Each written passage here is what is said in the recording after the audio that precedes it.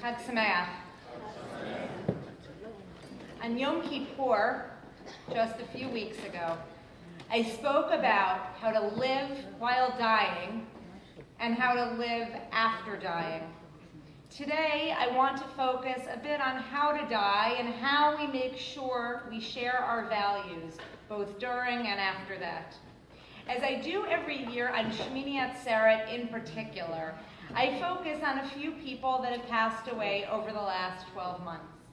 I've been doing this now for 15 years as a rabbi. I do it because tonight and tomorrow we bid farewell to Moshe, our greatest leader, our greatest teacher. And so I find it appropriate that on this Yizkor in particular, it's nice to highlight a few people, some that you know, some that you don't know, and learn from their life. The two people that I'd like to focus on this morning are John McCain and Rabbi Leonard Kahan. John McCain's patriotism, his strength, both mental and physical, and his commitment to this country as an American for all was something to be valued and cherished. He understood that when one makes a decision, it isn't because it is necessarily in line with one party or another, but because of the way it reflects the ideal of our country. I'm focusing on McCain because at this time of political polarization in our country, and quite frankly, a lack of respect for so many, I can also cue Aretha Franklin to remember her this year as well. I think it was John McCain's final months and the words that he left us with even after he died that can teach us so much. What do I mean? First, how did McCain die? He brought us into his life and into his death. Now, I'm not saying that all of us need to be so open, but given his public persona, his public struggle with cancer, and his decision to stop treatment was actually important. He allowed people to talk about how to die. He showed us that one can live to the end and that there are also dignified ways to die. But it wasn't just that he showed us how to die, that he taught us something, but it was what he did after as well. His published remarks that his daughter published for all of us to read was his version of what I would call an ethical will, something I'll get back to momentarily. The following was published after his death. Fellow Americans, that association has meant more to me than any other. I lived and died a proud American. We are citizens of the world's greatest republic, a nation of ideals, not blood and soil. We are blessed and are a blessing to humanity when we uphold and advance those ideals at home and in the world. We have helped liberate more people from tyranny and poverty than ever before in history. We have acquired great wealth and power in the process. We are 325 million opinionated, vociferous individuals. We argue and compete, and sometimes even vilify each other in our raucous public debates, but we have always had so much more in common with each other than in disagreement.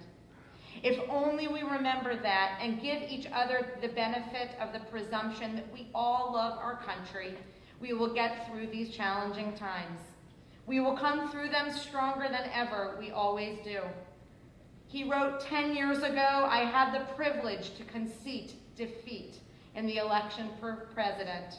I want to end my farewell to you with the heartfelt faith in Americans that I felt so powerfully that evening.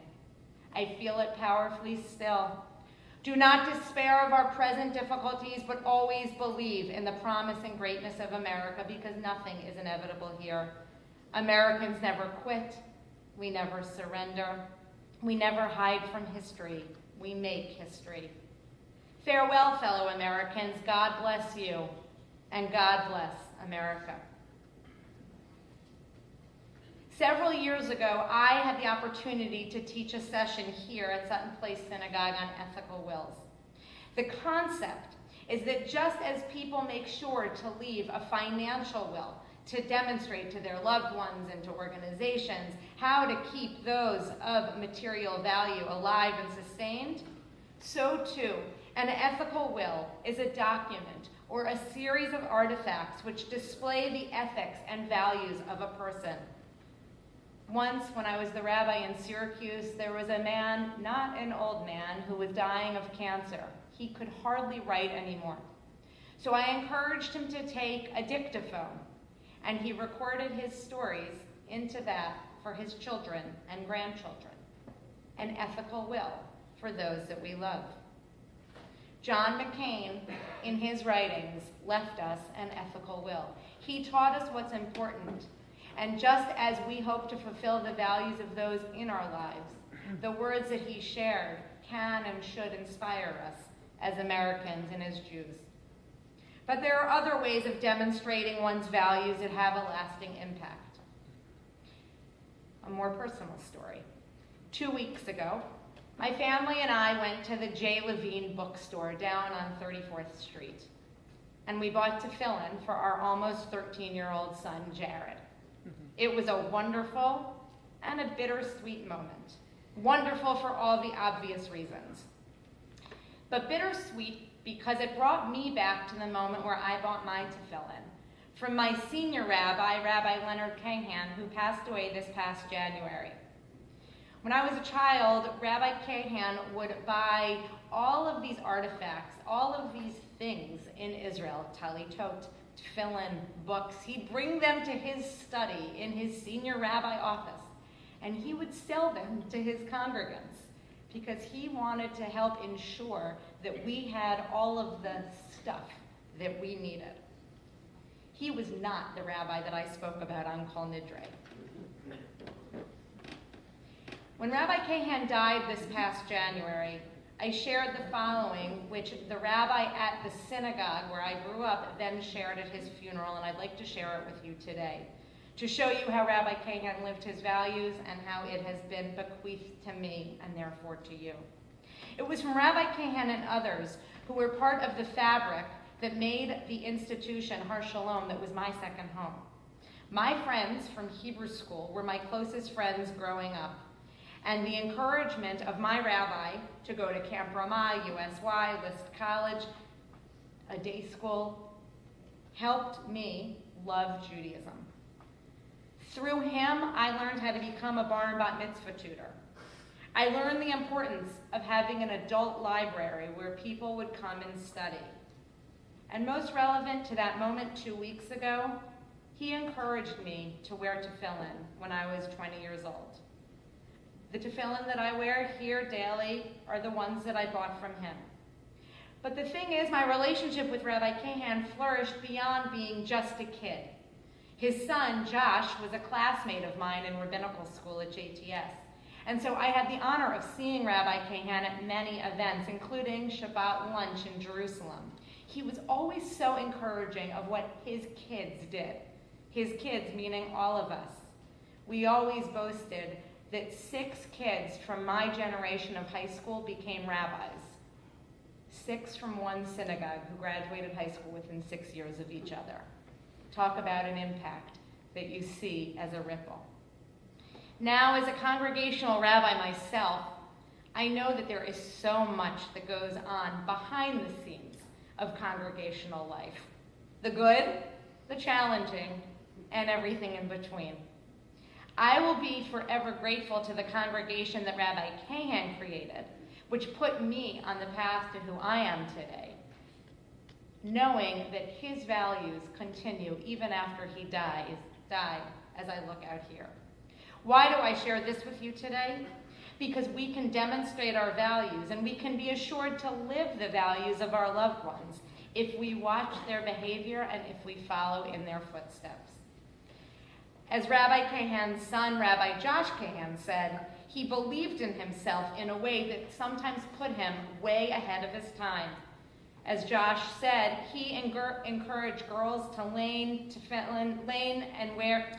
Torah and wear talit and tefillin when very few conservative synagogues paid attention to that.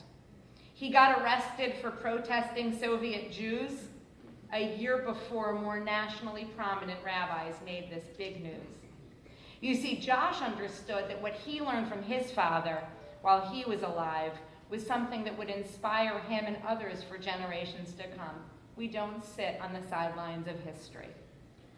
Now, most of us are not going to be the John McCains or Leonard Cahans of the world, but that's okay. And you know, we aren't going to be like Moses either, who we bid farewell to tomorrow. And so that brings me to a Hasidic story, one of my favorites, one that I've taught from before. It's told that when Reb Zushia, a Hasidic rabbi, was a young orphan, he used to study the Torah with Rashi's commentary. And we came across a Rashi that he didn't understand. He used to cry for a long time. And then Rashi himself would come and explain it. Once Reb Zushia was in a class taught by the Maggid of Mezrich. The Maggid began the class with a commonplace verse from the Torah, and God spoke to Moses. Just these few words were enough to excite and astonish Reb Zushia. He exclaimed, God spoke? God spoke? God spoke. He had to be removed from the classroom. He was causing such a disruption. But when Reb Zushia was on his deathbed, his students found him in uncontrollable tears. They tried to comfort him by telling him that he was as wise as Moses and as kind as Abraham, so of course he would be judged positively in heaven. He replied, when I get to heaven, I will not be asked, why weren't you more like Moses? Or why weren't you more like Abraham? But I will be asked, why weren't you more like Zushia? Did I not live up to my own potential? This is the message for us at Yizkor. When we think about John McCain, when we think about Leonard Cahan, and when we think about those that we remember now during Yizkor. We understand their values, we've learned from their values, and now we need to look at ourselves in the mirror. A new year has begun. The books were written and sealed. The gates were shut. The holidays end tomorrow night. And now it is time to get to work. To act with the best of values on the commitments that we made here together. The strongest of faiths and commitments. We should act in a way that when we die, people will share what they learned from us and how we were the best we that we could be. So choose your passion, choose your value, and this year do something about it.